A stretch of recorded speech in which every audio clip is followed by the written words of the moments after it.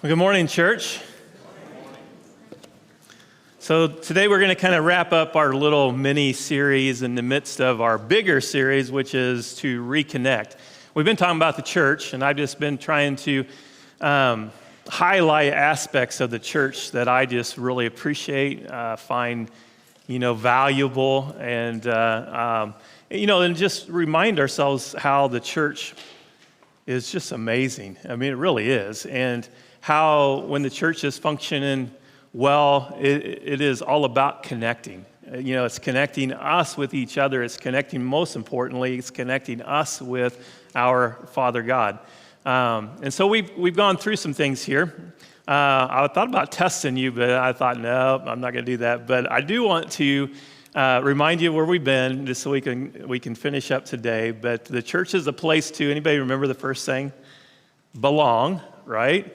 I mean, we are like orphans, and God is this amazing God who comes and rescues us and says, hey, I want you to be part of my family. And so he literally adopts us into his family. The church, I guess I got to look myself, right? But a church is a place for fellowship or companionship. That's what, when we come together, there is just something that it does for us. And we come for each other, right? Just the companionship, the fellowship that we gain, having this. And I can't even tell you how many times I've heard that recently, just about the relationships that are here and how that just, makes us want to come back for more, to see these people that we have. So definitely there's this value in that. The church is a place to invest. And literally meaning invest our lives. We are, whether we realize it or not, we are investing our lives into something, whether it's our career, our family, sports, whatever it would be, right? But the most important place that we could ever invest our lives is within the church. This is a living organism. It's not a building. We're not talking about investing ourselves into a building. We're talking about investing ourselves into this thing that God has created, this family that we often speak of. And it doesn't come up short. I mean, what we're investing in is something that's eternal. That's what Jesus was talking about, right? To set up for yourself treasures in heaven, where moth and rust can't destroy and thieves can't break in and steal. And so the next thing we talked about is just that the church is a place to meet needs, and specifically meet each other's needs. That's where it starts. Anyway, walk through the New Testament and you'll find that it's repeatedly talking about caring for one another, and he's talking about the church caring for its brothers and sisters, its family. There's something that is super contagious when the outside looks into a family and sees how well that family is interacting and loving and caring for each other, that is just like, man, I want to be a part of that. And that's the way God has set us up to be, meeting each other's needs and taking care of one another in this way. Then we talked about the church is a place to love others. And it's not just loving inside, for sure, that is definitely part of it, but then that love just spills out into all of the places that we, are operating within the world, in the community. When we go to Walmart, when we go to work, when we go, to school, there's just places that we love like Jesus loved. And so we're loving here, and it just starts, spilling out into other areas of our life. And then that was last week. And then this week and our last one we're going to talk about is that the church is a place to invite. I just think that this is super important. And I think it's maybe a good way to kind of conclude this conversation, but that's what I want to talk to you about today. I want to ask you some questions. So basically it's all the same question, but how did you become a Christian? How did you get into this family? How was it that your adoption even took place into the family of God? How many of you met Jesus at church? Like, whether you just grew up in church and then one day the light bulb came on, like, oh, okay, now I think I understand. Or somebody invited you to church and it was when you were at church that the light bulb came on. How many of that would kind of fit your category? Okay, quite a few of you, actually. How many of you had a friend who led you to the Lord? Like, if it wasn't for this friend, I don't know if I would have been here because that was really, how many of you are like that? Anybody? Okay, we got a couple. How many of you, it was a coworker, maybe not even a friend like that you hung out with on a regular basis, but it was just somebody at work, a conversation that they were having with you? Any of those? Okay, we got a couple. That's actually would probably be my story, and we'll share that here in a minute. But how many of you, you just think that it was Jesus that revealed himself to you? Like it wasn't really the church, it wasn't a friend, it wasn't a coworker. It was just like the light bulb came on. I was just driving down the road and listening to the music or whatever, and it's just like, man, I better get my life figured out. And it was just a conversation. Any of those? Okay, like a Paul, or it used to be Saul, that became Paul kind of experience. All right. Our church is a place to invite. It's a place, this right here, this family that God has created, he created it for so many different reasons, all these things that we just walked through, but one of the reasons he created it is for it to just continue to grow.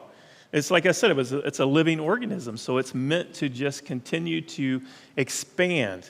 God had in mind to save all people, and he expects his church to just continue to grow where it is planted and to become all that it can be. Just like every living organism, though, there are times, a lifespan, and I definitely think that is the case with every church, too. Some of the churches that we talk about in the Bible, they don't exist anymore, right? They lived their life and they multiplied and did exactly what God created them to do. But fortunately, they continued to plant other seeds and create other churches. And so the church as a whole has always lived on. But sometimes churches, will end up running its course. But that's God's intent.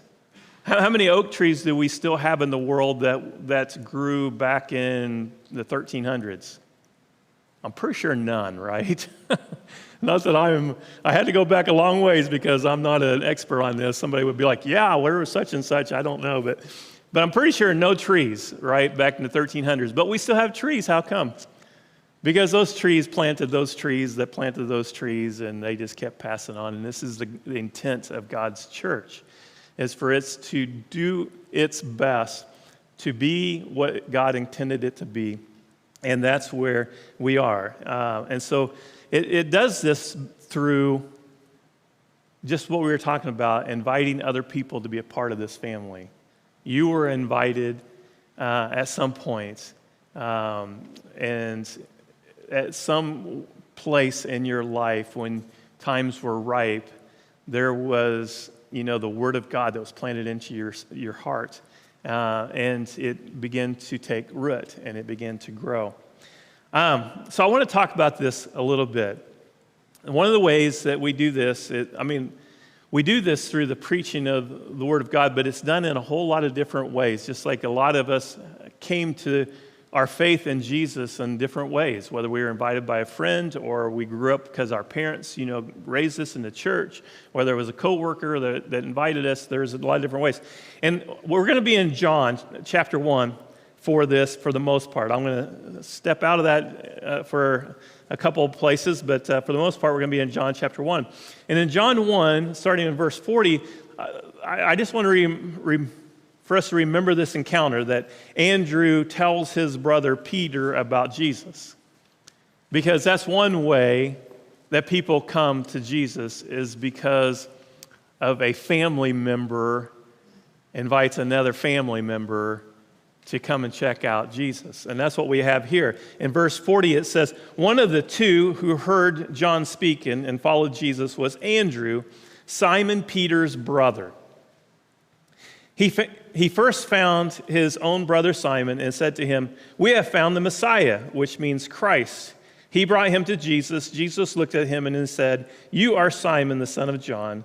You shall be called Cephas," which means Peter, or means rock, right?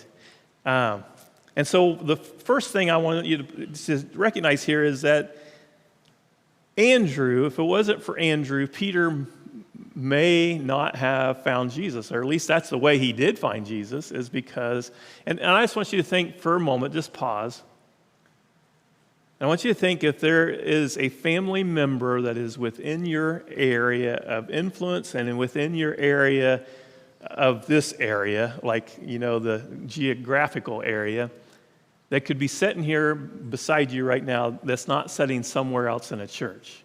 Does anybody have any family that is not going to church that could possibly be coming to Westside Christian Church right alongside you? Now, I know that it doesn't take you long to think of these people. Probably be my guess. You've been thinking about these people off and on for quite some time, right? Because this is just the way the Holy Spirit works in our lives. Those are the people that God wants to use you to initiate this encounter with him. Just like he used Andrew to initiate Peter's encounter with Jesus. And as soon as Peter shows up, Jesus makes himself known to Peter. Oh, Peter, I've been waiting for you. But it wasn't until Andrew made that initiation, I'm going to go get my brother. Here's another way that we see this, and we go on in verse 43 and 44. It says, the next day, so right after this encounter, the next day, Jesus decided. I highlighted that and underlined it, okay, and there's a reason. So the next day, Jesus made a conscious decision to go to Galilee. And this is what it says, and it appears that this is why he went to Galilee. I don't know if this is the only reason. Maybe they had the best bread around. I don't know. But it seems like when I read this that he went to Galilee for this reason, because he says he found Philip and said to him, follow me. As if Jesus decided to go to Galilee for one reason, that is to go get Philip. Do you think that that's the case? I mean, it seems like it, right? Come follow me. Now, Philip was from Bethsaida, the city of Andrew and Peter. Jesus just knew that he was going to encounter this encounter, and he went after him. It's a little bit different way, right? The first way was a family member going to get the family member and inviting them. And this way is just like Jesus himself. That's one of the reasons I asked the question at the beginning. Have any of you would just say, nobody really led me to Jesus. I just had this encounter with Jesus. And so I started going to church. That's a little bit of my story. I mean, I grew up in church off and on, and it was just in and out, whenever it was convenient for the family and stuff. So I always believed in God. Even when I was a little bitty kid, I believed that there was a God, okay? But it wasn't until I was working at the ammunition plant, not going to church, and I was just listening to two other people have a conversation about God. I wasn't involved in the conversation in any way. And it was on the way home, after hearing some of those conversations over a period of a week or two, that it was just like God himself spoke to me, like something like it wasn't like a bright light came down on me or anything like Paul had, but it was like I had this encounter with God, and I knew exactly what he wanted of me and what I needed to do. It just so happened there was a revival at Thayer at the time. Gerald Zook was preaching this revival, and I don't know if he was preaching at Cherryville at the time. I didn't even know who Zook was, okay? It didn't even matter. I just knew that I've got to go to church and I need to get baptized. And all that took place just because of an encounter I had with Jesus in a car on the way home from work. And so I went there. Invitation time came. I went forward, told them I wanted to be baptized. They took me up there, baptized me, and that was the moment that I entered into the family of God. It's just yielding to that. And that is a little bit like what's going on here, is Jesus, sometimes he just goes and he just makes these contacts himself. There'll be people that'll come in our doors that we didn't invite. We didn't go get them. And we're all like, I wonder how did they get here? And I'm just telling you how they got here is because Jesus brought them here. And it's our job then to invite them and welcome them in his place. Here's another approach that we find, and that is in verse 45 through 49. It says, Philip, okay, so Jesus went to Galilee, finds Philip, says, come follow me. Philip says, okay. And then what happens? Then Philip found Nathanael and said to him, we have found him of whom Moses in the law and also the prophets wrote, Jesus of Nazareth, the son of Joseph.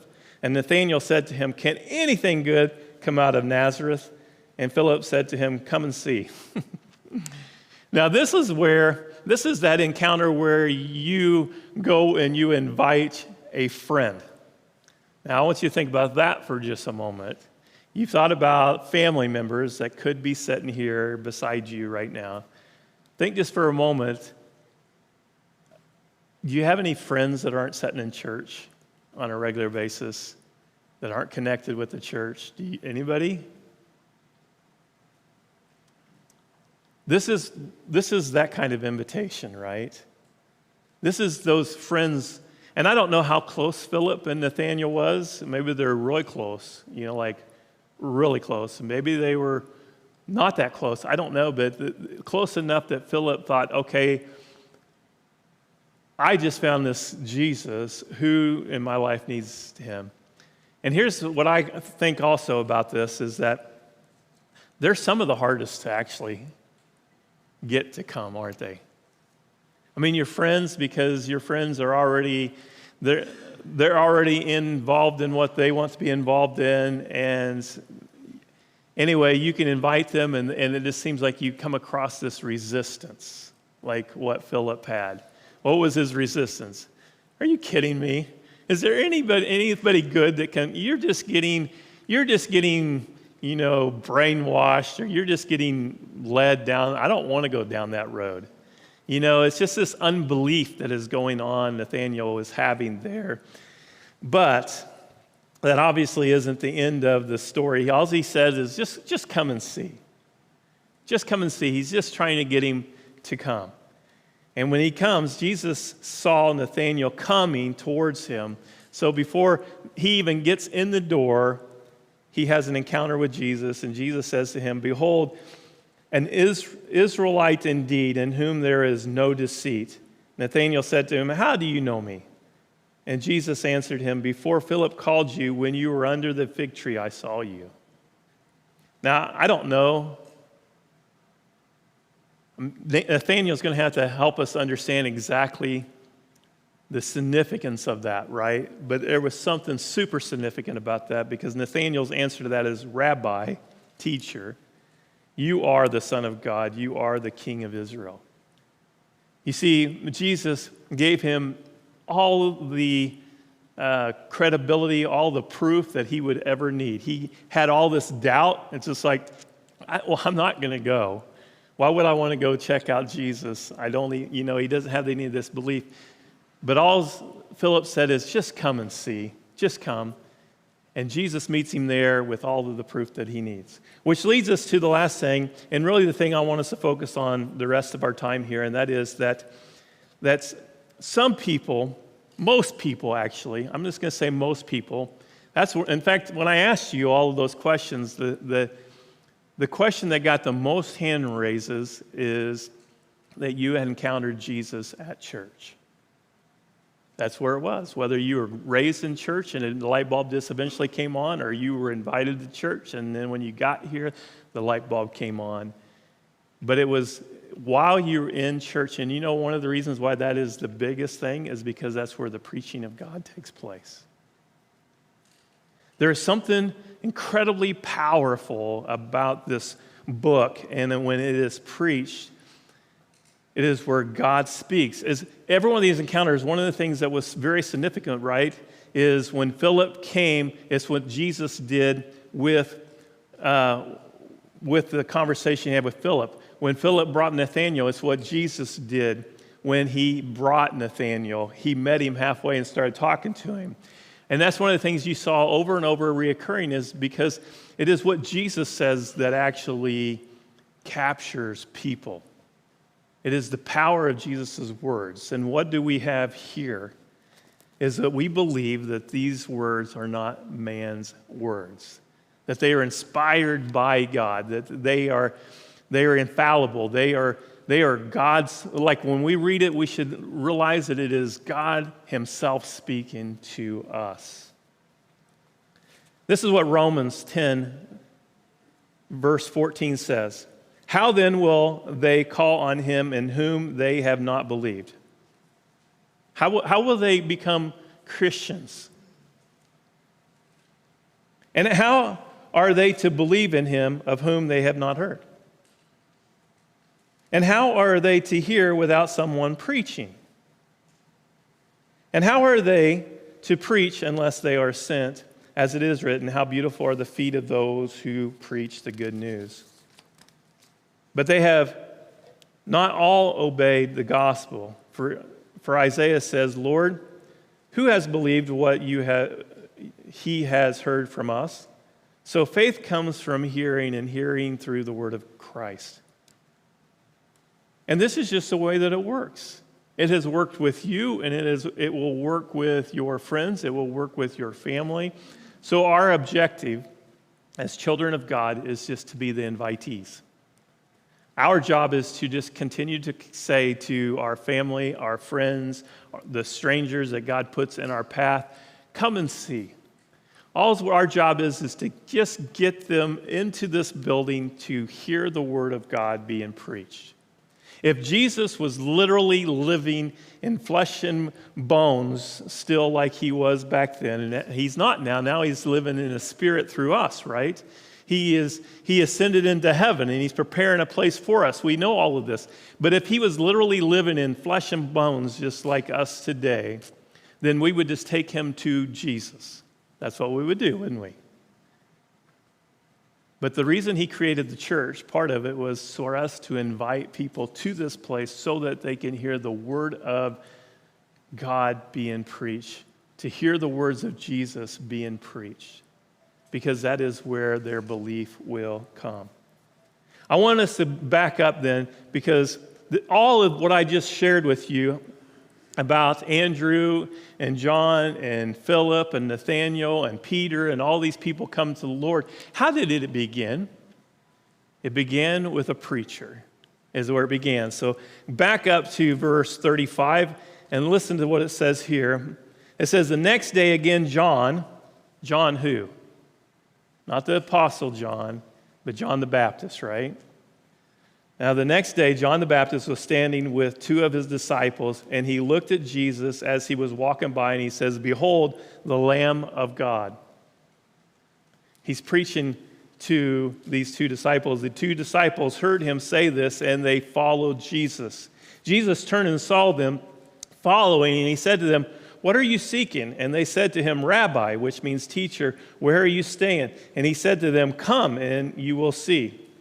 So they came and saw where he was staying, and they stayed with him that day, for it was about the 10th hour. One of the two who heard John speaking and followed Jesus was who? Andrew. And that's where all this snowball effect just began to take place. But it all originated from this preacher, John, who was making straight the path, preparing the way for Jesus. And it just began to take hold then. And all he preached was, behold, the Lamb of God. And we know that the Passover lamb in the Old Testament was referring and preparing our hearts for this Jesus who is going to be the lamb, the perfect lamb who took away the sins of the world. He is our hope. He's always been our hope. That's where we get our salvation. That's where we get our forgiveness. That's where we get our adoption from, is this Jesus. And here's two disciples, Andrew and most likely his brother John, that came and started following him. And they found Jesus through this preaching. I want us to pause for a second, because John, that's where we are. And I want us to just recognize how John always as he walks through this life of Jesus here for us, there's just this multi-level of understanding of teaching that is going on. Like there's this understanding that they are understanding, the people that Jesus is talking to, they're understanding from like a worldly perspective, and Jesus takes them deeper, helps them dive deeper into a spiritual perspective. And so he always starts right where they are and leads them into something much deeper in a direction that he wants to take. For instance, if as an example, if we were to go, before we go to John, okay, but if we were to go to Matthew, one of the places that this multi-level of understanding takes place is that these fishermen were fishermen. I mean, they were fishermen, but they were catching fish, right? That's what they did for a living, is they would catch fish. Jesus used their understanding of being fishermen and everything about it to help them go deeper into a spiritual realm by saying, hey, come follow me and I'll make you fishers of men. And it would have just been like the light bulb came on for them.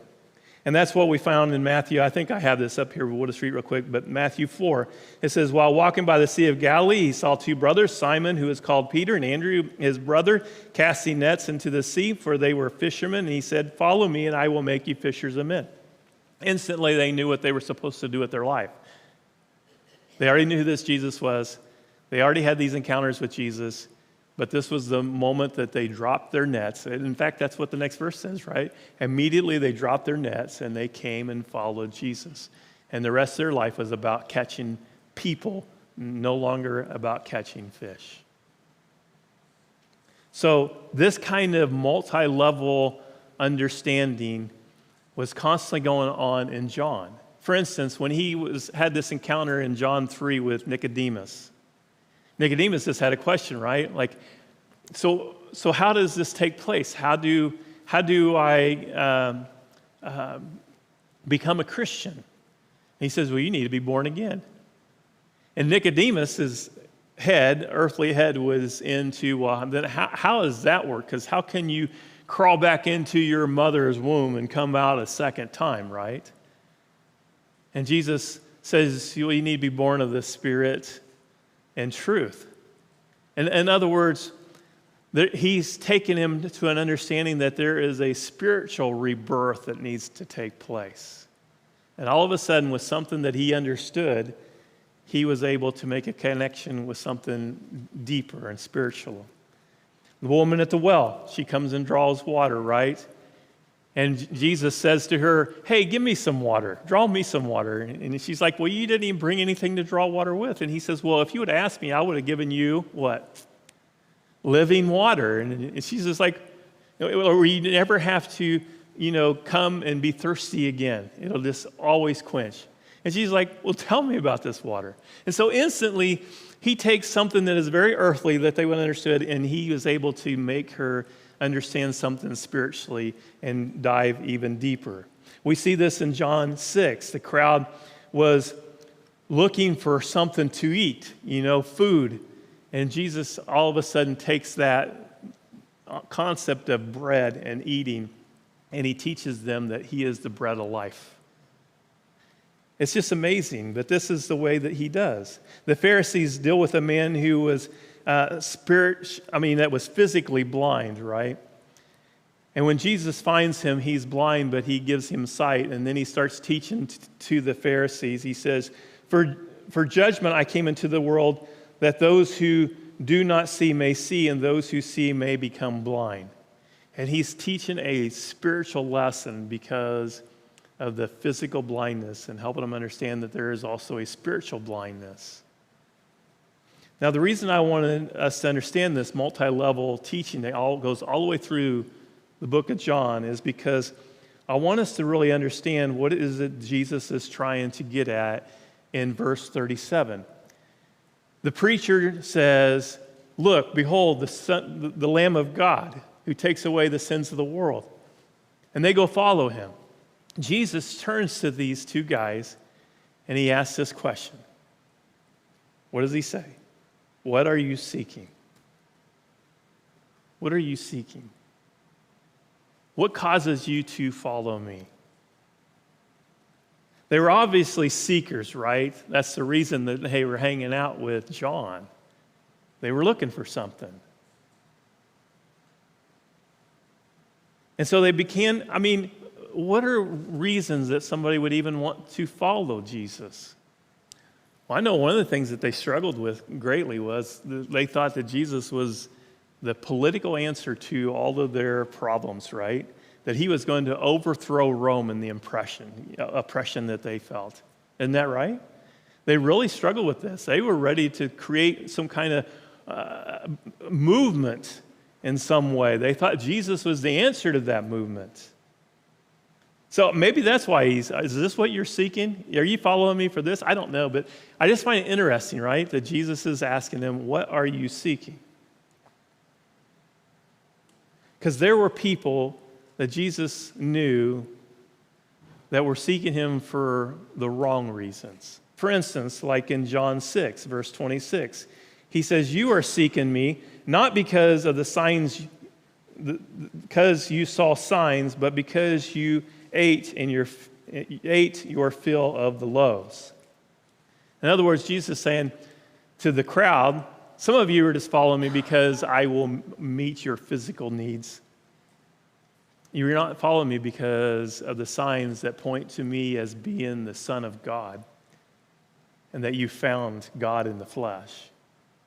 But for some other earthly reasons, you're following me. So he's asking John's disciples, what are you seeking? I think that that's actually, in a nutshell, is what Jesus is asking this very day, like right now, to you. As he's just asking you, what is it that brought you today? What is it that you were hoping you would find today?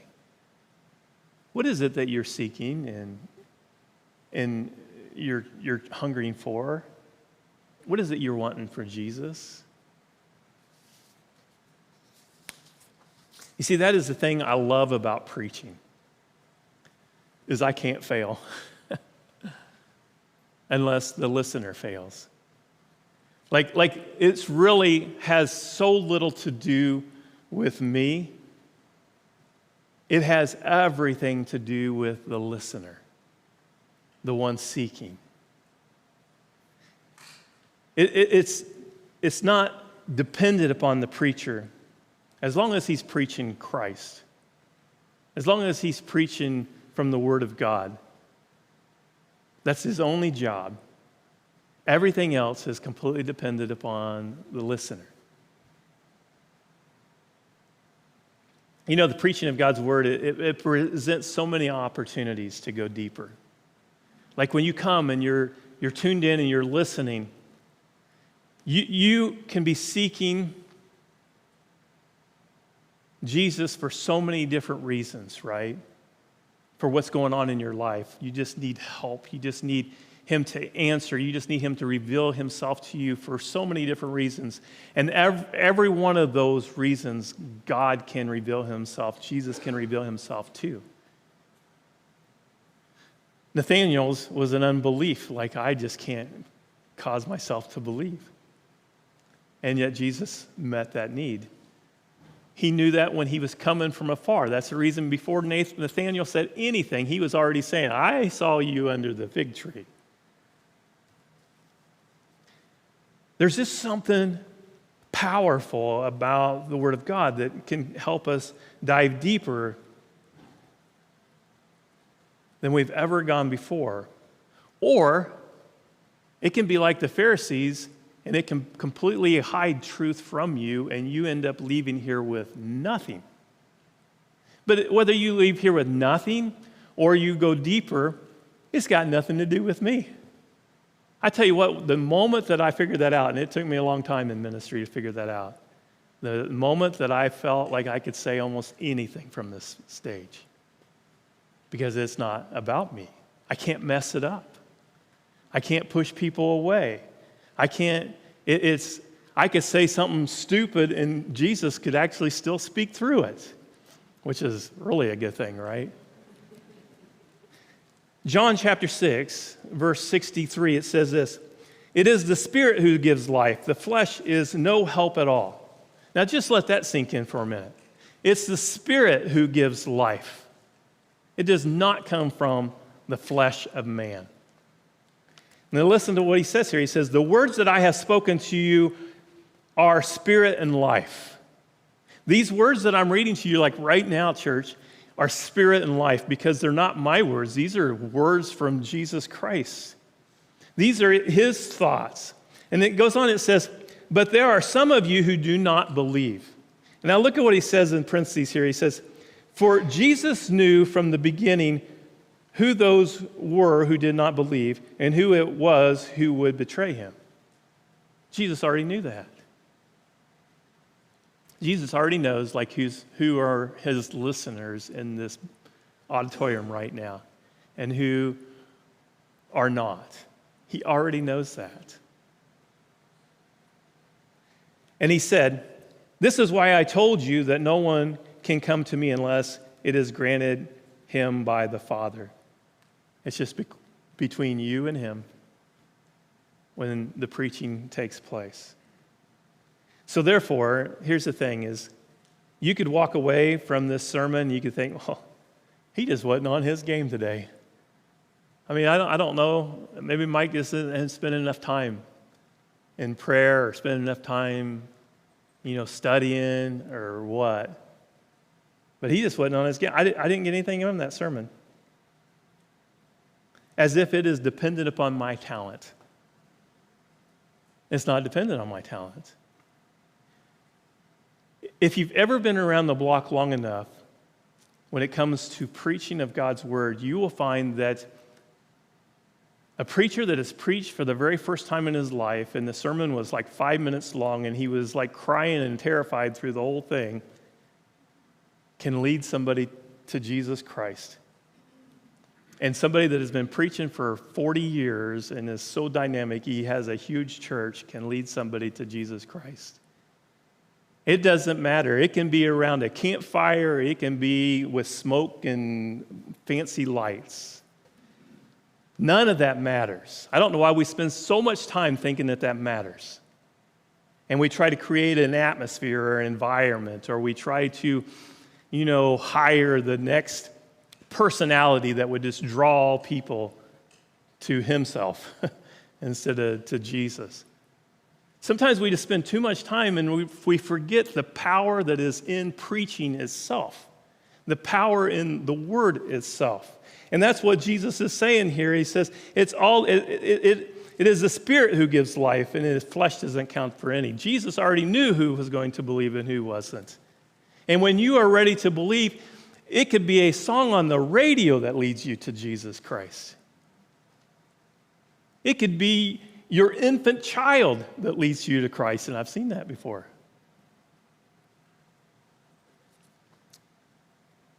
If any of your spouses ever go away and say, man, that was not a very good sermon today, you just look at them and you just tell them, you just weren't a very good listener today. Because it is more about the listener than it is about the preacher. If you are seeking Jesus, Jesus will fill you up. And he won't leave you lacking. And that's why Jesus is asking, what are you seeking? What are you seeking? In Luke chapter 19, verse 36, it says this. And as he rode along, they spread their cloaks on the road. Remember this? And as he was drawing near, already on the way down to Mount of Olives, the whole multitude of the disciples began to rejoice and praise God with a loud voice for all of the mighty works that they had seen, saying, blessed is the King who comes in the name of the Lord, blessed in heaven and glory in the highest. And some of the Pharisees in the crowd, I wish there was a way that we could just transport back into time and just feel the atmosphere and the buzz that was going on when Jesus riding this donkey and all these people throwing these cloaks in these palm branches, and they were yelling this out. And then seeing the Pharisees coming out trying to just extinguish this fire that was trying to ignite. But some of the Pharisees in the crowd said to him, to Jesus, riding on this donkey. And they would have just thought this is the stupidest thing ever. He's acting like a king and he's riding a donkey. Who does that? They ride white stallions into the city. But they say to Jesus, "Teacher, rebuke your disciples." And listen to what he says. He answered, "I tell you, if these were silent, the very stones would cry out." You see, the Pharisees were witnessing one of the biggest events ever in all of history. I mean, not as big as the resurrection, of course, but this was a big event. And they were completely oblivious to it. Completely got nothing from it. They missed it. They got nothing out of it. Didn't they hear what was being said about Jesus? They got nothing out of it. Don't you know if God is real, and he is, then he is more than capable of doing his own communicating to people. He is more than capable of communicating through a very mediocre preacher. He can speak through any situation and anything. He can speak to a Zacchaeus that climbed up a tree if he wants to. Because it's more about the listener listening to God than it is about anything else. So the disciples, Andrew and probably John, they didn't make it as deep as they could go, right? Because Jesus turns, they're following him, and he's trying to help them go deeper, and he says, "What are you seeking?" And what did they answer? This is their answer to his question, which was another question. "Where are you staying, Rabbi?" In other words, what are you seeking? I'm just seeking your address. I just want to know where we're going, right? They were so oblivious to the depth. But here's what's really cool, and that is that Jesus is super patient with the seeker. He's super patient with the listener. He's super patient with us, right? I mean, every week we come here, he's wanting to take us deeper than probably that we will make it. But he's okay with the fact that we are seeking. And he will take us a little deeper the more that we seek and the more that we really want to dive into him. And eventually you know where they end up. Way beyond just wanting to know where his address is, right? And he just continues to help them go deeper and deeper.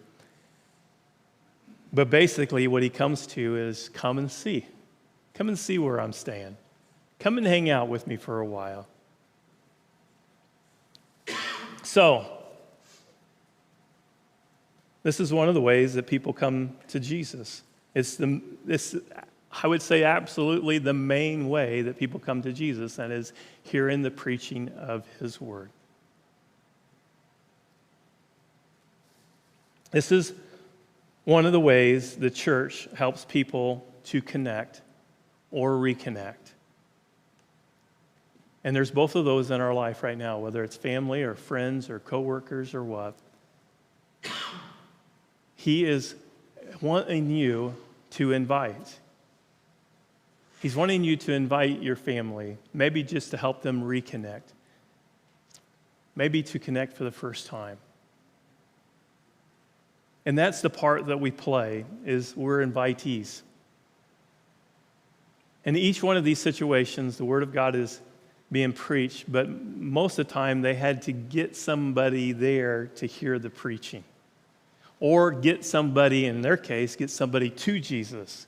That's all Philip's job was, is to get Nathanael to Jesus. That's all Andrew's job was, is to get Peter to Jesus. Jesus would take over from there. That's what our job is, church, is to invite. And some people might be like that Nathanael that is just stubborn. And you just have to keep saying, just come and see. Just come and see. Just come and see. Preaching is powerful, not because I'm anything. Amen? You're like, I don't know if I want to say amen to that or not. But you can, because both of those are true. I'm nothing, but preaching is powerful. And the reason is because God is everything. This is what we're banking it all on, is that Jesus is still speaking to us through his word, through his spirit, through his people. He can reach anyone through the preaching of the word, so why would we hesitate to invite anyone into our fellowship? If Andrew didn't tell his brother Peter, what would have happened? I mean, I don't know. But I just know Peter has accomplished quite a bit through the writings that we have in his word, through his example, through the things that he was willing to do. What if Jesus wouldn't have went out and seeked out Philip? Then we wouldn't have had Nathanael. And I don't know what Nathanael accomplished beyond following Jesus. We just don't have that, but I'm banking on that there is a whole lot of people that were thankful for Nathanael, and that seed just continued to get passed through generations. We may be surprised. There might have been a whole nation that was saved just because Nathanael came to Jesus. We don't know. Just like, what about if Billy Graham's mom wouldn't have been saved and passed that on to Billy Graham? And you know what I mean? You just don't know. The truth is, God is the communicator. We are the invitees. The church should feel burdened to bring people into this fellowship, because that's our part to play. And then once we bring them here, just trust that God will speak through to them. You don't have to worry about what's the preacher going to preach on. He might preach on something like, whoa, that was the last thing they need to hear. Well, I'm thinking that Jesus is smart enough to use that to be the very thing that they need to hear. And we just got to trust that he is the one in charge of communicating to our family, our friends, our co-workers. Let's pray. Father God, we thank you so much for the church. We know that there are so many things that you use the church for, as we have talked about through the weeks. But one of the things that you use it for is for communication. Communicating to the hearts of people that you are wanting to take deeper spiritually, wanting to connect with you maybe for the first time, wanting to reconnect and bring them back into this fellowship, your family. Father, I pray that you would just help your church here, your listeners here, to feel a burden and a desire to invite. Help us, Father, to just continue to do that until we fill this building up. Help us, Father, to do that so that you can speak to them. We trust, Father, that you would accomplish what you desire to accomplish when they come in here. It's in Jesus' name we pray. Amen.